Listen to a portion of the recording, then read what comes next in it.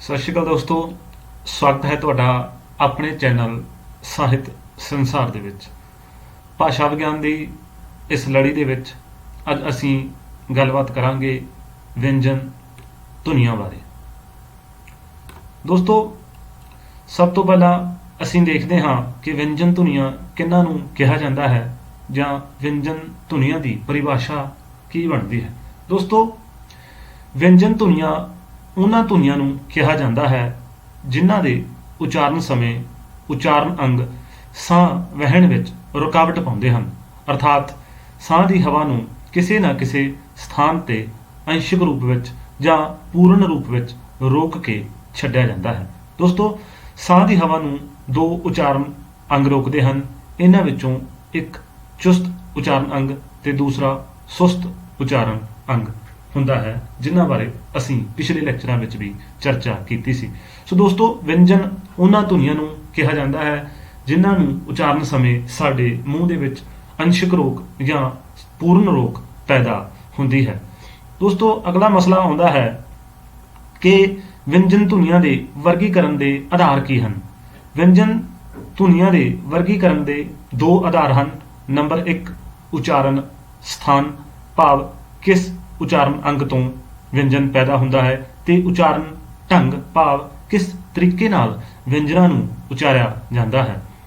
ਦੋਸਤੋ, ਉਚਾਰਨ ਸਥਾਨ ਦੁਆਰਾ ਵੇਖਿਆ ਜਾਂਦਾ ਹੈ ਕਿ ਕਿਹੜੀ ਧੁਨੀ ਮੂੰਹ ਵਿਚਲੇ ਕਿਹੜੇ ਅੰਗ ਦੀ ਸਹਾਇਤਾ ਨਾਲ ਕਿਹੜੀ ਥਾਂ ਦੀ ਛੋਹ ਨਾਲ ਪੈਦਾ ਹੁੰਦੀ ਹੈ। ਅਸੀਂ ਵੇਖਿਆ ਹੈ ਕਿ ਸਾਡੇ ਮੂੰਹ ਵਿਚਲੇ ਅੰਗ ਬੁੱਲ, ਦੰਦ, ਸੰਗ, ਤਾਲੂ, ਕਾਂ, ਸੁਰਤੰਦਾਂ ਤੇ ਨਾਸਾਂ ਆਦਿ ਧੁਨੀਆਂ ਉਚਾਰਨ ਵਿੱਚ ਮਦਦ ਕਰਦੇ ਹਨ। ਇਹਨਾਂ ਉਚਾਰਨੀ ਅੰਗਾਂ ਨੂੰ ਮੁੱਖ ਰੱਖ ਕੇ ਹੀ ਵਿਅੰਜਨਾਂ ਦੀ ਵਰਗ-ਵੰਡ ਕੀਤੀ ਜਾਂਦੀ ਹੈ। ਵਿਅੰਜਨਾਂ ਦੇ ਨਾਮ ਵੀ ਉਚਾਰਨ ਅੰਗਾਂ ਦੇ ਨਾਮ ਨਾਲ ਹੀ ਜੋੜ ਕੇ ਰੱਖੇ ਜਾਂਦੇ ਹਨ, ਜਿਵੇਂ ਕੰਠੀ ਵਿਅੰਜਨ, ਤਾਲਵੀ ਵਿਅੰਜਨ, ਉਲਟ ਜੀਭੀ ਵਿਅੰਜਨ, ਦੰਤੀ ਵਿਅੰਜਨ, ਹੋਠੀ ਵਿਅੰਜਨ ਤੇ ਸੁਰ ਯੰਤਰੀ ਵਿਅੰਜਨ। ਦੋਸਤੋ, ਵਿਅੰਜਨ ਦੀ ਵਰਗ ਦੀ ਵੰਡ ਦਾ ਜੋ ਦੂਸਰਾ ਉਦਾਹਰ ਹੈ ਉਹ ਹੈ ਉਚਾਰਨ ਢੰਗ। ਇਸ ਵਿਧੀ ਦੁਆਰਾ ਵੇਖਿਆ ਜਾਂਦਾ ਹੈ ਕਿ ਧੁਨੀ ਉਚਾਰਨ ਵੇਲੇ ਸਾਹ ਦੀ ਹਵਾ ਬਾਹਰ ਕਿਵੇਂ ਨਿਕਲਦੀ ਹੈ। ਕਈ ਵਿਅੰਜਨ ਧੁਨੀਆਂ ਦੇ ਉਚਾਰਨ ਵੇਲੇ ਸਾਹ ਦੀ ਹਵਾ ਉਚਾਰਨ ਸਥਾਨ ਤੇ ਛਿਣ ਮਾਤਰ ਰੁਕ ਕੇ ਧੱਕੇ ਜਿਹੇ ਨਾਲ ਬਾਹਰ ਨਿਕਲਦੀ ਹੈ। ਇਹਨਾਂ ਨੂੰ ਡੱਕਵੇਂ ਵਿਅੰਜਨ ਕਿਹਾ ਜਾਂਦਾ ਹੈ। ਪਾਣਿਨੀ ਨੇ ਇਹਨਾਂ ਦਾ ਨਾਮਕਰਨ ਸਪਰਸ਼ੀ ਵੀ ਕੀਤਾ ਹੈ। ਕਿਤੇ ਸਾਹ ਦਾ ਪ੍ਰਵਾਹ ਲੰਕ ਕੇ ਨਿਕਲਦਾ ਹੈ, ਸਿੱਟੇ ਵਜੋਂ ਵਿਅੰਜਨਾਂ ਦਾ ਉਚਾਰਨ ਵੀ ਲੰਕਦਾ ਹੈ। ਅਜਿਹੇ ਵਿਅੰਜਨਾਂ ਨੂੰ ਪ੍ਰਵਾਹੀ ਵਿਅੰਜਨ ਵੀ ਜਾਂ ਅਡੱਕਵੇਂ ਵਿਅੰਜਨ ਵੀ ਕਹਿ ਲਿਆ ਜਾਂਦਾ ਹੈ। ਇਸ ਤਰ੍ਹਾਂ ਇਹ ਵੀ ਵੇਖਿਆ ਜਾਂਦਾ ਹੈ ਕਿ ਸਾਹ ਦੀ ਹਵਾ ਦੀ ਧਾਰਾ ਵਿੱਚ ਕੋਈ ਗੂੰਜ ਜਾਂ ਨਾਦ ਪੈਦਾ ਹੁੰਦਾ ਹੈ। ਇਸੇ ਤਰ੍ਹਾਂ ਇਹਨਾਂ ਨੂੰ ਪ੍ਰਾਣਤਾ ਦੇ ਆਧਾਰ ਤੇ ਵੀ ਵੰਡਿਆ ਜਾਂਦਾ ਹੈ। ਦੋਸਤੋ, ਇਹਨਾਂ ਸਾਰੀਆਂ ਗੱਲਾਂ ਨੂੰ ਮੁੱਖ ਰੱਖ ਕੇ ਹੀ ਧੁਨੀਆਂ ਦੇ ਜੋ ਵਰਗ ਵੰਡ ਹੈ ਉਹ ਕੀਤੀ ਜਾਂਦੀ ਹੈ। ਇੱਥੇ ਨੋਟ ਕਰਨ ਵਾਲੀ ਗੱਲ ਇਹ ਹੈ ਦੋਸਤੋ ਕਿ ਉਲਟ ਜੀਭੀ ਸਥਾਨ ਨਹੀਂ ਹੈ। ਪਰੰਪਰਾ ਅਨੁਸਾਰ ਇਸ ਨੂੰ ਇਵੇਂ ਹੀ ਲਿਖਿਆ ਜਾਂਦਾ ਹੈ। ਇਹਨਾਂ ਵਿਅੰਜਨਾਂ ਦਾ ਉਚਾਰਨ ਸਥਾਨ ਅਸਲ ਵਿੱਚ ਤਾਲਵੀ ਵਾਲਾ ਹੀ ਹੁੰਦਾ ਹੈ। ਉਸ ਤੋਂ ਅੱਗੇ ਦੋਸਤੋ ਅਸੀਂ ਦੇਖਦੇ ਹਾਂ ਕਿ ਪੰਜਾਬੀ ਵਿਅੰਜਨ ਧੁਨੀਆਂ ਦਾ ਵਰਣਨ ਉਚਾਰਨ ਸਥਾਨ ਇਸ ਦ੍ਰਿਸ਼ਟੀ ਤੋਂ ਪੰਜਾਬੀ ਭਾਸ਼ਾ ਦੀਆਂ ਵਿਅੰਜਨ ਧੁਨੀਆਂ ਨੂੰ ਕੰਠੀ, ਤਾਲਵੀ, ਉਲਟ ਜੀਭੀ, ਦੰਤੀ, ਹੋਠੀ ਤੇ ਸੁਰ ਯੰਤਰੀ 6 ਸ਼੍ਰੇਣੀਆਂ ਵਿੱਚ ਵੰਡਿਆ ਜਾਂਦਾ ਹੈ। ਦੋਸਤੋ, ਕੰਠੀ ਵਿੱਚ ਪੰਜਾਬੀ ਵਿੱਚ ਕੱਕਾ, ਖੱਖਾ ਅਤੇ ੰਘਾਂ ਕੰਠੀ ਧੁਨੀਆਂ ਹਨ। ਇਹਨਾਂ ਦੇ ਉਚਾਰਨ ਵੇਲੇ ਜੀਭ ਦਾ ਪਿਛਲਾ ਪਾਸਾ ਕੋਮਲ ਤਾਲੂ ਨਾਲ ਸਪਰਸ਼ ਕਰਕੇ ਸਾਹ ਦੀ ਹਵਾ ਨੂੰ ਰੋਕ ਪਾਉਂਦਾ ਹੈ। ਇਸ ਤੋਂ ਅੱਗੇ ਹਨ ਤਾਲਵੀ ਧੁਨੀਆਂ। ਤਾਲਵੀ ਧੁਨੀਆਂ ਵਿੱਚ ਚੱਚਾ, ਛੱਛਾ, ਜੱਜਾ, ਨਈਆਂ ਅਤੇ ਸੱਸੇ ਪੈਰ ਬਿੰਦੀ ਤਾਲਵੀ ਧੁਨੀਆਂ ਵਿੱਚ ਆਉਂਦੀਆਂ ਹਨ। ਇਹਨਾਂ ਦੇ ਉਚਾਰਨ ਸਮੇਂ ਸਾਹ ਦੀ ਹਵਾ ਨੂੰ ਦੰਤ ਪਠਾਰ ਤੋਂ ਸਖਤ ਤਾਲੂ ਦੇ ਦਰਮਿਆਨ ਜੀਭ ਦੇ ਬਲੇਡ ਰਾਹੀਂ ਰੋਕਿਆ ਜਾਂਦਾ ਹੈ। ਇਸ ਤੋਂ ਬਾਅਦ ਉਲਟ ਜੀਭੀ ਧੁਨੀਆਂ ਵਿੱਚ ਟੈਂਕਾ, ਠੱਠਾ, ਡੱਡਾ, ਨਾਣਾ, ਡਾੜਾ ਅਤੇ ਲੱਲੇ ਪੈਰ ਬਿੰਦੀ ਉਲਟ ਜੀਭੀ ਧੁਨੀਆਂ ਵਿੱਚ ਆਉਂਦੀਆਂ ਹਨ। ਇਹਨਾਂ ਦੇ ਉਚਾਰਨ ਵੇਲੇ ਸਾਹ ਦੀ ਹਵਾ ਨੂੰ ਜੀਭ ਦੀ ਨੋਕ ਪੁੱਠੇ ਪਾਸਿਓਂ ਸਖਤ ਤਾਲੂ ਨਾਲ ਜੁੜ ਕੇ ਰੋਕਦੀ ਹੈ। ਦੋਸਤੋ, ਇਸ ਤੋਂ ਬਾਅਦ ਹਨ ਦੰਤੀ ਧੁਨੀਆਂ। ਇਹਨਾਂ ਵਿੱਚ ਤੱਤਾ, ਥੱਥਾ, ਦੱਦਾ, ਨੰਨਾ, ਰਾਰਾ, ਲੱਲਾ, ਸੱਸਾ ਅਤੇ ਜੱਜੇ ਪੈਰ ਬਿੰਦੀ ਧੁਨੀਆਂ ਆਉਂਦੀਆਂ ਹਨ। ਇਹਨਾਂ ਦੇ ਉਚਾਰਨ ਵੇਲੇ ਸਾਹ ਦੀ ਹਵਾ ਨੂੰ ਜੀਭ ਦੀ ਨੋਕ ਦੁਆਰਾ ਉੱਪਰਲੇ ਦੰਦਾਂ ਦੇ ਪਿਛਲੇ ਪਾਸੇ ਰੋਕਿਆ ਜਾਂਦਾ ਹੈ। ਇਹਨਾਂ ਵਿੱਚ ਤੱਤਾ ਥੱਥਾ ਅਤੇ ਦੱਦਾ ਸ਼ੁੱਧ ਦੰਤੀ ਹਨ ਅਤੇ ਨੰਨਾ ਰਾਰਾ ਲੱਲਾ ਸੱਸਾ ਦਾ ਉਚਾਰਨ ਦੰਤ ਪਠਾਰੀ ਹੈ। ਇਸ ਤੋਂ ਬਾਅਦ ਹਨ ਹੋਠੀ ਧੁਨੀਆਂ। ਇਸ ਦੇ ਵਿੱਚ ਪੱਪਾ, ਫੱਫਾ, ਬੱਬਾ ਅਤੇ ਮੰਮਾ ਧੁਨੀਆਂ ਹੁੰਦੀਆਂ ਹਨ, ਕਿਉਂਕਿ ਇਹਨਾਂ ਦੇ ਉਚਾਰਨ ਸਮੇਂ ਸਾਹ ਦੀ ਹਵਾ ਨੂੰ ਬੁੱਲਾਂ ਦੁਆਰਾ ਰੋਕਿਆ ਜਾਂਦਾ ਹੈ। ਦੋਸਤੋ, ਇਸ ਤੋਂ ਬਾਅਦ ਹਨ ਸੁਰ ਯੰਤਰੀ ਜਾਂ ਇਹਨਾਂ ਨੂੰ ਘੰਟੀ ਵੀ ਕਹਿ ਲਿਆ ਜਾਂਦਾ ਹੈ। ਇਸ ਵਿੱਚ ਹਾਹਾ ਦਾ ਉਚਾਰਨ ਆਉਂਦਾ ਹੈ, ਕਿਉਂਕਿ ਇਸ ਨੂੰ ਕੰਠ ਦੁਆਰਾ ਜਾਂ ਘੰਟੀ ਦਾ ਮੂੰਹ ਦੁਆਰਾ ਵੀ ਰੋਕਿਆ ਜਾਂਦਾ ਹੈ। ਦੋਸਤੋ, ਇਸ ਤੋਂ ਬਾਅਦ ਅਸੀਂ ਦੇਖਦੇ ਹਾਂ ਕਿ ਉਚਾਰਨ ਵਿਧੀ ਜਾਂ ਢੰਗ ਦੁਆਰਾ ਪੰਜਾਬੀ ਵਿਅੰਜਨਾਂ ਨੂੰ ਕਿੰਨਾਂ ਸ਼੍ਰੇਣੀਆਂ ਵਿੱਚ ਵੰਡਿਆ ਜਾਂਦਾ ਹੈ। ਦੋਸਤੋ, ਇਸ ਦੇ ਵਿੱਚ ਪਹਿਲਾਂ ਆਉਂਦੇ ਹਨ ਢੱਕਵੇਂ ਤੇ ਅਢੱਕਵੇਂ ਵਿਅੰਜਨ। ਵਾਸਤਵ ਵਿੱਚ ਵਿਅੰਜਨਾਂ ਦੀ ਇਸ ਵਰਗ ਵੰਡ ਦਾ ਆਧਾਰ ਉਚਾਰਨ ਰੋਕ ਹੈ। ਢੱਕਵੀਆਂ ਧੁਨੀਆਂ ਦੇ ਉਚਾਰਨ ਵੇਲੇ ਸਾਹ ਦੀ ਹਵਾ ਨੂੰ ਕਿਸੇ ਨਾ ਕਿਸੇ ਸਥਾਨ ਉੱਤੇ ਪੂਰੀ ਤਰ੍ਹਾਂ ਰੋਕ ਕੇ ਛੱਡਿਆ ਜਾਂਦਾ ਹੈ। ਦੋਸਤੋ, ਇਹਨਾਂ ਵਿੱਚ ਜਦੋਂ ਅਸੀਂ ਢੱਕਵੇਂ ਵਿਅੰਜਨਾਂ ਨੂੰ ਉਚਾਰਦੇ ਹਾਂ ਤੇ ਸਾਡੇ ਮੂੰਹ ਵਿੱਚ ਹਵਾ ਨੂੰ ਅਸੀਂ ਪੂਰੀ ਤੌਰ ਤੇ ਇੱਕ ਵਾਰ ਰੋਕਦੇ ਹਾਂ ਅਤੇ ਫਿਰ ਧੱਕੇ ਜਿਹੇ ਨਾਲ ਛੱਡਦੇ ਹਾਂ। ਇਸ ਦੁਆਰਾ ਉਤਪੰਨ ਧੁਨੀਆਂ ਨੂੰ ਅਸੀਂ ਢੱਕਵੀਆਂ ਧੁਨੀਆਂ ਕਹਿੰਦੇ ਹਾਂ। ਜਿਵੇਂ ਤੁਸੀਂ ਉਚਾਰ ਕੇ ਵੀ ਦੇਖ ਸਕਦੇ ਹੋ, ਜਦੋਂ ਅਸੀਂ ਕੱਕਾ, ਖੱਖਾ, ਗੱਗਾ ਨੂੰ ਉਚਾਰਾਂਗੇ ਤਾਂ ਹਵਾ ਦੀ ਮਾਤਰਾ ਨੂੰ ਇੱਕ ਵਾਰ ਅਸੀਂ ਪੂਰਨ ਤੌਰ ਤੇ ਰੋਕਦੇ ਹਾਂ ਤੇ ਫਿਰ ਛੱਡਦੇ ਹਾਂ। ਇਹਨਾਂ ਵਿੱਚ ਦੋਸਤੋ ਢੱਕਵੀਂ ਧੁਨੀਆਂ ਵਿੱਚ 15 ਧੁਨੀਆਂ ਆਉਂਦੀਆਂ ਹਨ, ਜਿਵੇਂ ਕੱਕਾ, ਖੱਖਾ, ਗੱਗਾ, ਚੱਚਾ, ਛੱਛਾ, ਜੱਜਾ, ਟੈਂਕਾ, ਠੱਠਾ, ਡੱਡਾ, ਤੱਤਾ, ਥੱਥਾ, ਦੱਦਾ, ਪੱਪਾ, ਫੱਫਾ, ਬੱਬਾ। ਦੋਸਤੋ, ਇਹਨਾਂ ਦੇ ਉਚਾਰਨ ਵੇਲੇ ਸਾਹ ਦੀ ਹਵਾ ਨੂੰ ਪੂਰਨ ਰੂਪ ਵਿੱਚ ਰੋਕ ਕੇ ਇੱਕਦਮ ਅਸੀਂ ਛੱਡਦੇ ਹਾਂ, ਇਸ ਲਈ ਇਹਨਾਂ ਨੂੰ ਢੱਕਵੀਆਂ ਵਿਅੰਜਨ ਧੁਨੀਆਂ ਕਿਹਾ ਜਾਂਦਾ ਹੈ। ਇਹਨਾਂ ਤੋਂ ਇਲਾਵਾ ਮੰਮਾ, ਨੰਨਾ, ਨਾਣਾ, ਯਈਆਂ, ਲੱਲਾ, ਲੱਲੇ ਪੈਰ ਬਿੰਦੀ, ਰਾਰਾ, ਡਾੜਾ, ਸੱਸਾ, ਸੱਸੇ ਪੈਰ ਬਿੰਦੀ ਤੇ ਹਾਹਾ ਅਢੱਕਵੀਆਂ ਵਿਅੰਜਨ ਧੁਨੀਆਂ ਹਨ, ਕਿਉਂਕਿ ਇਹਨਾਂ ਦੇ ਉਚਾਰਨ ਵੇਲੇ ਹਵਾ ਨੂੰ ਅੰਸ਼ਿਕ ਰੂਪ ਵਿੱਚ ਰੋਕ ਕੇ ਛੱਡਿਆ ਜਾਂਦਾ ਹੈ। ਦੋਸਤੋ, ਢੱਕਵੇਂ ਵਿਅੰਜਨਾਂ ਨੂੰ ਨਾਦ ਭਾਵ ਆਵਾਜ਼ ਤੇ ਪ੍ਰਾਣਤਾ ਭਾਵ ਸਾਹ ਦੀ ਮਾਤਰਾ ਦੇ ਆਧਾਰ ਤੇ ਕ੍ਰਮਵਾਰ ਨਾਦੀ, ਅਨਾਦੀ ਅਤੇ ਮਹਾਪ੍ਰਾਣ ਅਤੇ ਅਲਪ ਪ੍ਰਾਣ ਵਿੱਚ ਵੀ ਵੰਡਿਆ ਜਾਂਦਾ ਹੈ। ਦੋਸਤੋ, ਨਾਦੀ ਨੂੰ ਸਗੋਸ਼ ਵੀ ਕਹਿ ਲਿਆ ਜਾਂਦਾ ਹੈ ਅਤੇ ਅਨਾਦੀ ਨੂੰ ਅਘੋਸ਼ ਵੀ ਕਹਿ ਲਿਆ ਜਾਂਦਾ ਹੈ। ਨਾਦ ਦਾ ਸੰਬੰਧ ਸੁਰ ਤੰਦਾਂ ਦੀ ਕੰਬਾਹਟ ਨਾਲ ਹੈ। ਸੁਰ ਤੰਦਾਂ ਸਾਡੇ ਗਲੇ ਵਿੱਚ ਸਥਿਤ ਪਹਿਲਾ ਉਚਾਰਨ ਅੰਗ ਹਨ।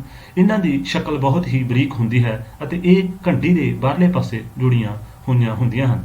ਪਿਛਲੇ ਪਾਸੇ ਤੋਂ ਇਹ ਬੰਦ ਜਾਂ ਖੋਲੀਆਂ ਜਾ ਸਕਦੀਆਂ ਹਨ। ਇਹ ਸਾਹ ਨੂੰ ਰੋਕਦੀਆਂ ਹਨ। ਧੁਨੀ ਉਤਪਾਦਨ ਵਿੱਚ ਇਹਨਾਂ ਦਾ ਮੁੱਖ ਯੋਗਦਾਨ ਹੁੰਦਾ ਹੈ। ਕੁਝ ਧੁਨੀਆਂ ਦੇ ਉਚਾਰਨ ਸਮੇਂ ਸੁਰ ਤੰਦਾਂ ਇੱਕ ਦੂਜੇ ਦੇ ਬਹੁਤ ਕਰੀਬ ਆ ਜਾਂਦੀਆਂ ਹਨ ਅਤੇ ਧੁਨੀ ਉਚਾਰਨ ਵੇਲੇ ਕੰਬਣੀ ਪੈਦਾ ਹੁੰਦੀ ਹੈ। ਅਜਿਹੀਆਂ ਧੁਨੀਆਂ ਨੂੰ ਨਾਦੀ ਧੁਨੀਆਂ ਕਿਹਾ ਜਾਂਦਾ ਹੈ। ਪੰਜਾਬੀ ਵਿੱਚ ਗੱਗਾ, ਜੱਜਾ, ਡੱਡਾ, ਦੱਦਾ ਅਤੇ ਬੱਬਾ ਨਾਦੀ ਵਿਅੰਜਨ ਹਨ ਅਤੇ ਕੱਕਾ, ਖੱਖਾ, ਚੱਚਾ, ਛੱਛਾ, ਟੈਂਕਾ, ਠੱਠਾ, ਤੱਤਾ, ਥੱਥਾ ਅਤੇ ਪੱਪਾ, ਫੱਫਾ ਅਨਾਦੀ ਧੁਨੀਆਂ ਹਨ। ਦੋਸਤੋ, ਇਸ ਤੋਂ ਬਾਅਦ ਸਵਾਲ ਉੱਠਦਾ ਹੈ ਪ੍ਰਾਣਤਾ ਦਾ ਕਿ ਪ੍ਰਾਣਤਾ ਕੀ ਹੈ।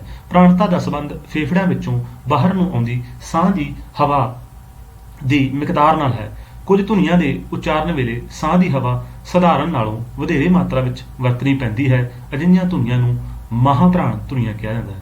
ਦੋਸਤੋ, ਮਤਲਬ ਇਹ ਹੈ ਕਿ ਜਿਨ੍ਹਾਂ ਧੁਨੀਆਂ ਨੂੰ ਉਚਾਰਦੇ ਵਕਤ ਸਾਡੇ ਸਾਹ ਦੀ ਮਾਤਰਾ ਜ਼ਿਆਦਾ ਲੱਗਦੀ ਹੈ ਉਸ ਨੂੰ ਮਹਾਪ੍ਰਾਣ ਅਤੇ ਜਿਨ੍ਹਾਂ ਧੁਨੀਆਂ ਨੂੰ ਉਚਾਰਦੇ ਵਕਤ ਸਾਹ ਦੀ ਮਾਤਰਾ ਘੱਟ ਲੱਗਦੀ ਹੈ ਉਹਨਾਂ ਨੂੰ ਅਲਪ ਪ੍ਰਾਣ ਧੁਨੀਆਂ ਕਿਹਾ ਜਾਂਦਾ ਹੈ। ਦੋਸਤੋ, ਪੰਜਾਬੀ ਵਿੱਚ ਖੱਖਾ, ਛੱਛਾ, ਠੱਠਾ ਅਤੇ ਥੱਥਾ, ਫੱਫਾ ਮਹਾਪ੍ਰਾਣ ਵਿਅੰਜਨ ਧੁਨੀਆਂ ਹਨ ਅਤੇ ਬਾਕੀ ਕੱਕਾ, ਗੱਗਾ, ਚੱਚਾ, ਜੱਜਾ, ਟੈਂਕਾ, ਡੱਡਾ, ਤੱਤਾ, ਦੱਦਾ, ਪੱਪਾ ਅਤੇ ਬੱਬਾ ਅਲਪ ਪ੍ਰਾਣ ਵਿਅੰਜਨ ਧੁਨੀਆਂ ਹਨ। ਇਸ ਤੋਂ ਬਾਅਦ ਦੋਸਤੋ ਆਉਂਦੀਆਂ ਹਨ ਨਾਸਕੀ ਵਿਅੰਜਨ ਧੁਨੀਆਂ। ਜਿਨ੍ਹਾਂ ਵਿਅੰਜਨ ਧੁਨੀਆਂ ਦੇ ਉਚਾਰਨ ਸਮੇਂ ਸਾਹ ਦੀ ਹਵਾ ਨੱਕ ਰਸਤੇ ਬਾਹਰ ਨਿਕਲਦੀ ਹੈ ਉਹਨਾਂ ਨੂੰ ਨਾਸਕੀ ਵਿਅੰਜਨ ਕਿਹਾ ਜਾਂਦਾ ਹੈ। ਪੰਜਾਬੀ ਵਿੱਚ 5 ਨਾਸਕੀ ਵਿਅੰਜਨ ਹਨ, ਜਿਨ੍ਹਾਂ ਵਿੱਚ ਮੰਮਾ, ਨੰਨਾ, ਨਾਣਾ, ਯਈਆਂ ਅਤੇ ਗਈਆਂ ਵਰਗੇ 5 ਨਾਸਕੀ ਵਿਅੰਜਨ ਆਉਂਦੇ ਹਨ ਅਤੇ ਬਾਕੀ ਸਾਰੇ ਮੌਖਿਕ ਹਨ। ਦੋਸਤੋ, ਇਸ ਤੋਂ ਬਾਅਦ ਆਉਂਦੇ ਹਨ ਪਾਸੇਦਾਰ ਵਿਅੰਜਨ।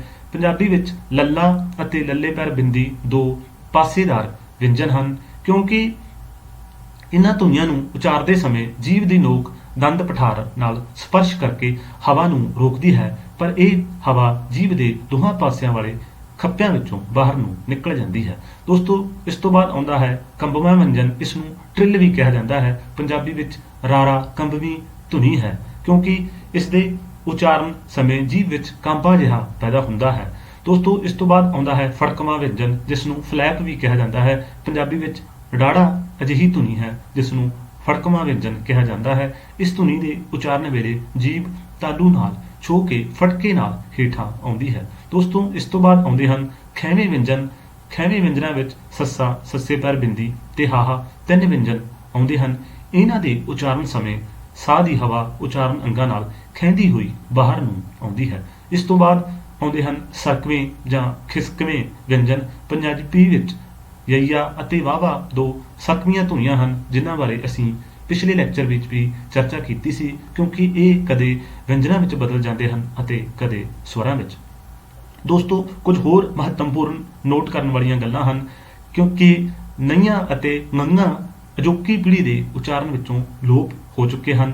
ਘੱਗਾ, ਝੱਜਾ, ਢੱਡਾ, ਧੱਦਾ ਅਤੇ ਭੱਬਾ ਧੁਨੀਆਂ ਦੀ ਥਾਂ ਅੱਜ ਕੱਲ੍ਹ ਪੰਜਾਬੀ ਵਿੱਚ ਸੁਰ ਉਚਾਰੀ ਜਾਂਦੀ ਹੈ। ਇਸ ਤਰ੍ਹਾਂ ਦੋਸਤੋ ਪੰਜਾਬੀ ਵਿੱਚ 10 ਸਵਰ, 2 ਅਰਧ ਸਵਰ ਅਤੇ 29 ਵਿਅੰਜਨ ਹਨ। ਦੋਸਤੋ ਇਸ ਤੋਂ ਬਾਅਦ ਅਸੀਂ ਗੱਲ ਕਰਦੇ ਹਾਂ ਪੰਜਾਬੀ ਵਿਅੰਜਨ ਧੁਨੀਆਂ ਦੀ ਵਰਤੋਂ ਵਿਉਂਤ ਬਾਰੇ। ਦੋਸਤੋ ਵਰਤੋਂ ਵਿਉਂਤ ਤੋਂ ਜੇਕਰ ਅਸੀਂ ਦੇਖੀਏ ਤਾਂ ਪੰਜਾਬੀ ਭਾਸ਼ਾ ਵਿੱਚ ਨਾਣਾ, ਨਈਆਂ, ਨੰਗਾ ਅਤੇ ਡਾੜਾ ਤੇ ਲੱਲੇ ਪੈਰ ਬਿੰਦੀ ਤੋਂ ਇਲਾਵਾ ਬਾਕੀ ਸਾਰੇ ਵਿਅੰਜਨ ਸ਼ਬਦ ਦੀਆਂ ਤਿੰਨਾਂ ਹੀ ਸਥਿਤੀਆਂ ਵਿੱਚ ਵਿਚਰ ਸਕਦੇ ਹਨ। ਦੋਸਤੋ ਮਤਲਬ ਇਹ ਹੈ ਕਿ ਉਪਰੋਕਤ 5 ਧੁਨੀਆਂ ਨੂੰ, ਵਿਅੰਜਨ ਧੁਨੀਆਂ ਨੂੰ ਛੱਡ ਕੇ ਬਾਕੀ ਸਾਰੇ ਵਿਅੰਜਨ ਹੀ ਸ਼ਬਦ ਦੀਆਂ ਤਿੰਨਾਂ ਹੀ ਸਥਿਤੀਆਂ ਵਿੱਚ ਵਿਚਰ ਸਕਦੇ ਹਨ। ਭਾਵ ਉਹ ਸ਼ਬਦ ਦੀ ਪਹਿਲਾਂ ਵੀ ਆ ਸਕਦੇ ਹਨ, ਵਿਚਕਾਰ ਵੀ ਆ ਸਕਦੇ ਹਨ ਅਤੇ ਅੰਤ ਤੇ ਵੀ ਆ ਸਕਦੇ ਹਨ। ਪਰ ਦੋਸਤੋ ਜੋ ਇਹ 5 ਧੁਨੀਆਂ ਹਨ, ਸ਼ਬਦ ਦੀ ਮੁੱਢਲੀ ਸਥਿਤੀ ਵਿੱਚ ਇਹ ਨਹੀਂ ਆਉਂਦੀਆਂ, ਇਹ ਵਿਚਕਾਰ ਅਤੇ ਅਖੀਰ ਹੀ ਆ ਸਕਦੀਆਂ ਹਨ। ਉਸ ਤੋਂ ਬਾਅਦ ਦੋਸਤੋ ਆਉਂਦਾ ਹੈ ਕਿ ਵਿਅੰਜਨ ਨੇੜਤਾ ਕੀ ਹੈ।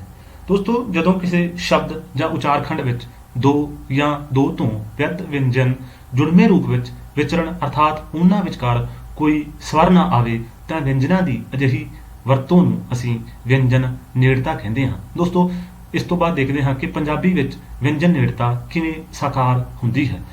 ਪੰਜਾਬੀ ਸ਼ਬਦਾਂ ਦੇ ਉਚਾਰਖੰਡਾਂ ਵਿੱਚ ਵਿਅੰਜਨ ਨੇੜਤਾ ਦੁੱਤ ਵਿਅੰਜਨ ਦੇ ਤੌਰ ਤੇ, ਵਿਅੰਜਨ ਗੁੱਛਿਆਂ ਦੇ ਤੌਰ ਤੇ ਅਤੇ ਵਿਅੰਜਨ ਸੰਯੋਗ ਦੇ ਤੌਰ ਤੇ ਵਿਚਰਦੀ ਹੈ। ਦੋਸਤੋ ਸਭ ਤੋਂ ਪਹਿਲਾਂ ਅਸੀਂ ਦੇਖਦੇ ਹਾਂ ਕਿ ਦੁੱਤ ਵਿਅੰਜਨ ਕੀ ਹੈ।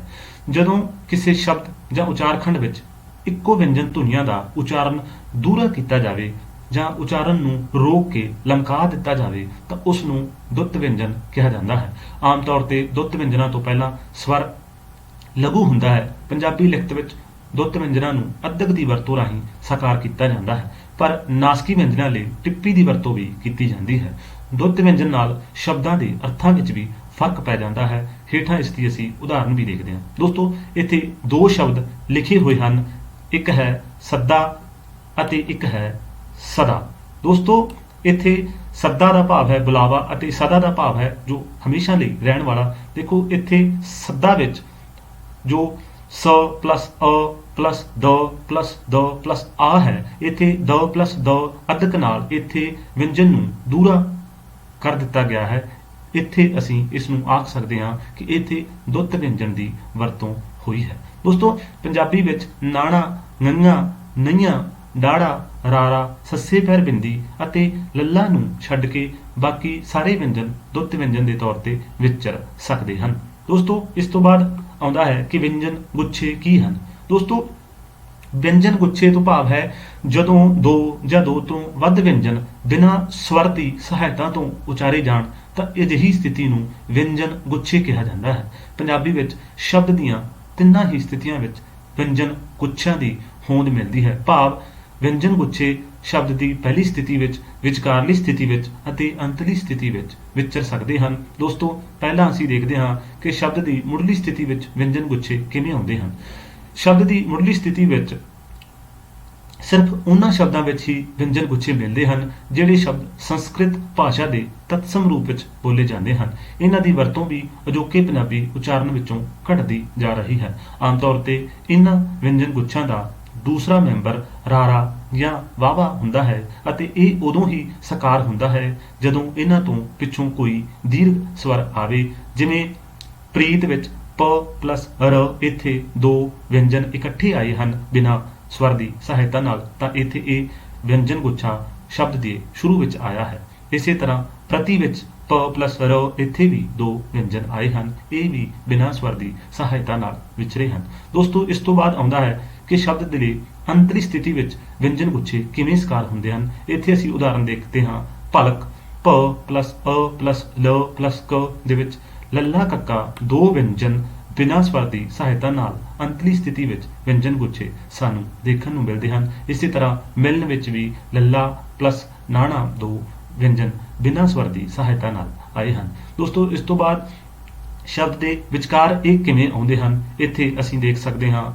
ਬੜਕ ਦੀ ਉਦਾਹਰਨ ਇੱਥੇ ਬ ਪਲਸ ਅ ਪਲਸ ੜ ਪਲਸ ਕ ਦੇ ਵਿੱਚ ਅਸੀਂ ਦੇਖਦੇ ਹਾਂ ਕਿ ਇੱਥੇ ਇਹ ਵਿਚਕਾਰਲੀ ਸਥਿਤੀ ਵਿੱਚ ਇੱਥੇ ਵਿਅੰਜਨ ਸਕਾਰ ਹੋਏ ਹਨ। ਦੋਸਤੋ, ਇਸ ਤੋਂ ਬਾਅਦ ਅਸੀਂ ਦੇਖਦੇ ਹਾਂ ਵਿਅੰਜਨ ਸੰਯੋਗ। ਜਦੋਂ ਵਿਅੰਜਨ ਨੇੜਤਾ ਭਵੰਸ਼ ਜਾਂ ਰੂਪੀਮੀ ਹੱਦਾਂ ਤੇ ਸਕਾਰ ਹੋਵੇ ਤਾਂ ਉਸ ਨੂੰ ਵਿਅੰਜਨ ਸੰਯੋਗ ਕਿਹਾ ਜਾਂਦਾ ਹੈ। ਅਰਥਾਤ ਪਹਿਲੇ ਭਵੰਸ਼ ਰੂਪੀਮ ਦਾ ਅਖੀਰਲਾ ਵਿਅੰਜਨ ਅਤੇ ਦੂਜਾ ਭਵੰਸ਼ ਰੂਪੀਮ ਦਾ ਪਹਿਲਾ ਵਿਅੰਜਨ ਜੁੜਵੇਂ ਰੂਪ ਵਿੱਚ ਵਿਚਰਦੇ ਹੋਣ ਤਾਂ ਇਸ ਨੂੰ ਵਿਅੰਜਨ ਸੰਯੋਗ ਕਿਹਾ ਜਾਂਦਾ ਹੈ। ਦੋਸਤੋ, ਇੱਥੇ ਅਸੀਂ ਉਦਾਹਰਨ ਦੇਖਦੇ ਹਾਂ। ਪਹਿਲਾਂ ਦੋ ਭਵੰਸ਼ ਵਿਚਰੇ ਹਨ, ਜਿਵੇਂ ਮਰ ਪਲਸ ਦਾ, ਇਹ ਦੋ ਭਵੰਸ਼ ਹਨ। ਸ਼ਬਦ ਇਹਨਾਂ ਦਾ ਬਣਦਾ ਹੈ ਮਰਦਾ। ਧੁਨੀਆਂ ਵਿੱਚ ਇਹ ਹਨ ਮ ਪਲਸ ਅ ਪਲਸ ਰ ਪਲਸ ਦ ਪਲਸ ਆ, ਤੇ ਵਿਅੰਜਨ ਜੋ ਇਹਨਾਂ ਦਾ ਸੰਯੋਗ ਹੈ ਉਹ ਹੈ ਰ ਪਲਸ ਦ ਦਾ, ਜਿਵੇਂ ਮਰਦਾ ਰਾਰਾ ਪਲਸ ਦੱਦਾ, ਇਹ ਹਨ ਵਿਅੰਜਨ ਸੰਯੋਗ। ਦੋਸਤੋ, ਇਹ ਸੀ ਵਿਅੰਜਨਾਂ ਬਾਰੇ ਪੂਰਾ ਲੈਕਚਰ। ਉਮੀਦ ਕਰਦੇ ਹਾਂ ਇਹ ਲੈਕਚਰ ਤੁਹਾਨੂੰ ਪਸੰਦ ਆਇਆ ਹੋਵੇਗਾ। ਇਸੇ ਤਰ੍ਹਾਂ ਦੇ ਹੋਰ ਲੈਕਚਰ ਪ੍ਰਾਪਤ ਕਰਨ ਲਈ ਸਾਡੇ ਚੈਨਲ ਸਾਹਿਤ ਸੰਸਾਰ ਨੂੰ ਸਬਸਕ੍ਰਾਈਬ ਕਰੋ ਅਤੇ ਬੈਲ ਆਈਕਨ ਦਾ ਬਟਨ ਦਬਾ ਕੇ ਆਪਣੇ ਦੋਸਤਾਂ ਮਿੱਤਰਾਂ ਨਾਲ ਜ਼ਰੂਰ ਸਾਂਝਾ ਕਰੋ। ਧੰਨਵਾਦ।